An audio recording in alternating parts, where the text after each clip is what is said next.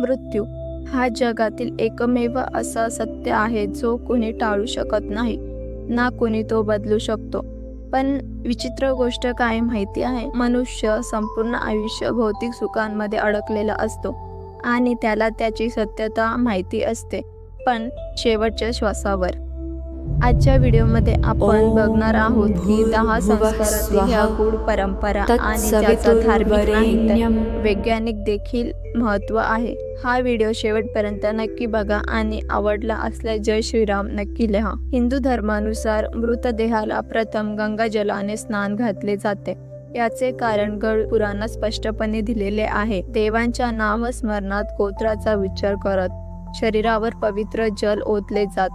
हे जप थांबता कामा नये, कारण जपाच्या स्पर्शाने तो जल अभिमंत्रित होतो. जेव्हा हा पवित्र जल मृत शरीराला स्पर्श करतो तेव्हा शरीरावरील रज आणि तम गुणांचा आवरण तुटतो आणि आत्म्याचा शरीराशी असलेला मोह कमी होऊ लागतो.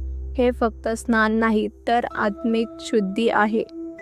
शुद्धीकरणानंतर मृतदेहावर चंदनाचा लेप, तिळाच्या तेलाचा स्पर्श आणि घीचा अभिषेक केला जातो.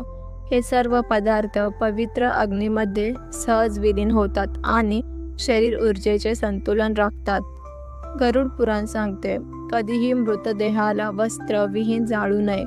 शव नेहमी पूर्णपणे झाकलेले असावे आणि सर्वात महत्त्वाचे, कपडे नवे, शुद्ध आणि पांढरे असावेत. कारण 1.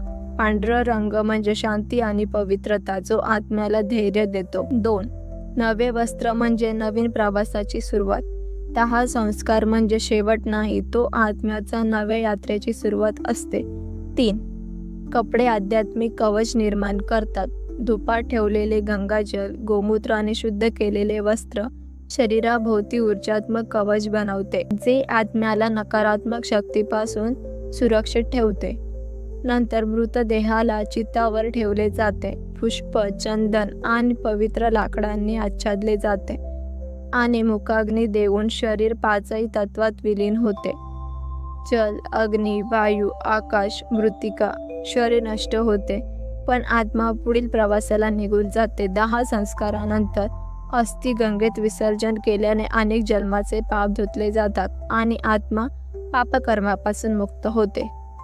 अनेक लोक मृत व्यक्तीचे कपडे चिन्हे म्हणून जपून ठेवतात किंवा ते वापरूही लागतात, पण सनातन धर्म त्याला कडक मनाई मानली जाते. कारण 1.